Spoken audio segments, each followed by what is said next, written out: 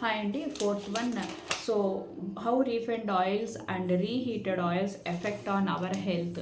So మనం refined oils ఇవన్నీ processing using chemicals and high impurities, colours and ఆర్డర్స్ని remove చేస్తూ ఉంటుంది ఇందులో.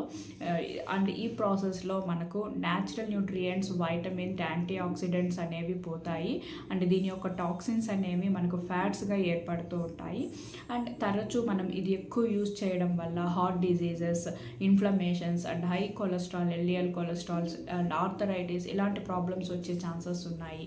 అండ్ ఇవి మళ్ళీ ఓవర్ హీట్ చేసి మళ్ళీ మల్టిపుల్ టైమ్స్ యూజ్ చేయడం వల్ల దాని యొక్క బ్రేక్ డౌన్స్ అనేది ఫామ్ అయ్యి టాక్సిన్ కాంపౌండ్స్ లైక్ ఫ్రీ రాడికల్స్ని ఎక్కువ ప్రొడ్యూస్ చేస్తూ ఉంటుంది. అండ్ దీనివల్ల మనకి క్యాన్సర్ కావచ్చు, లివర్ డ్యామేజ్ అవ్వడం అండ్ హార్ట్ ప్రాబ్లమ్స్ అనేవి పెరుగుతూ ఉంటాయి. సో ఎప్పుడైతే మల్టిపుల్గా హీట్ చేసిన ఆయిల్ యూస్ చేస్తామో దీనివల్ల అందులో ఉన్న న్యూట్రియంట్స్ని మనం కోల్పోతాము.